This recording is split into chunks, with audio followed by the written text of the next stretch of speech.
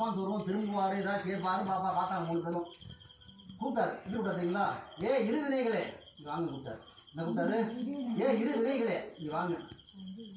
உங்களால் எனக்கு ஏற்படக்கூடிய ஒரு குறையும் ஒன்றும் இல்லை. என்னோட சிந்தை ஆறு பெருமான் இருக்கு போனார். எல்லாம் தெரிஞ்சு ஓடி மறைஞ்சே போச்சு. அங்கேருந்து கூப்பிட்டதே அப்படி தான். ஏ இரு வினைகளை இங்கே வாங்கன்னு கூப்பிட்டாரு. உங்களால் எனக்கு ஒரு குறை. ஏன் வேஸ்ட்டாக டைம் வேஸ்ட் பண்ணுறீங்க? அங்கே இன்டர்வியூ காத்திருப்பான், அங்கே போய் ஆடுங்க, அவனா பார்ப்பான். யாரு வேஸ்ட்டாக உங்களுக்கு சம்பளம் தலைப்பத்துறீங்க? யாரும் உங்களுக்கு எதுக்கு இங்கே ஆடு சத்தம் பண்ணுற சாமி? ஒரே வார்த்தை கலந்தாரு, போயிடுச்சு. இப்போ ஒரு கேள்வி, 85 வயசு கிழவனுக்கு வைக்க வேண்டிய ஒரு சோதனையாக இது. இந்த சோதனை அவசியமா?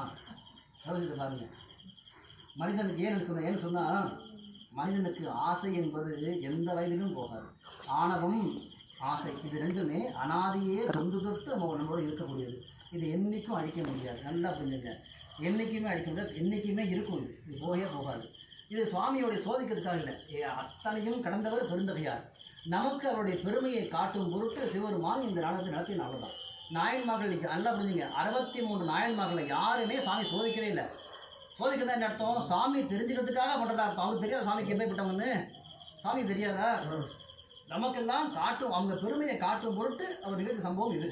அப்படி எல்லா தாண்டி சாமி வெட்டு போட்டு கடைசியாக கொண்டு போய் எம்பெருமான் திருப்புகழ் பெருமான் திருவடியிலே ஜோதி வடிவிலே சுவாமி இரண்டர கலந்தார். சிவமாம் தன்மையை பெற்றார், அப்பர் பெருமானார். அப்படி அப்போது அந்த தருணத்தில் தான் சுவாமி பாடின பதிகம் எண்ணுகேன் என் சொல்லி எண்ணுகேனோங்கிற பதிகம் தாண்டகத்தை அருளி செய்து அங்கே பாடி திருப்புகழ் பெருமான் திருவடியிலே அப்பர் பெருமான் இரண்டர கலந்து முக்தி பெற்று என்றென்றும் இரவாத பேரின் நிலை அடைந்தார் அப்பர் பெருமானார். அப்படி அடைந்த நாள் தான் இன்று சித்திரை மாதம் சதய தினத்தன்று அங்கே முக்தி பெற்றார் அப்பர் பெருமானார். எந்த ஆண்டு தான் தெரியாது, ரொம்ப பழையவர்கள், ரொம்ப முற்பட்டவங்க. ஏறத்தாழ 1500 2000 இருக்கிறவங்க வச்சுக்கலாம். சரிங்களா?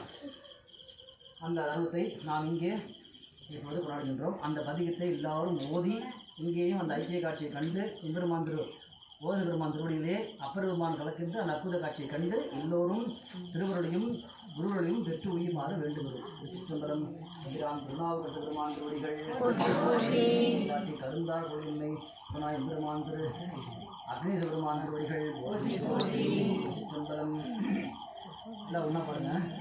எண்ணுகேன் சொல்லி எண்ணுகேனோ எம்பெருமான் திருவடியே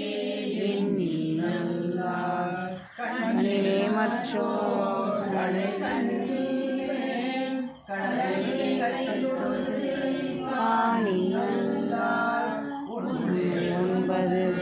வாசல் வைத்தாய் அடைக்கும்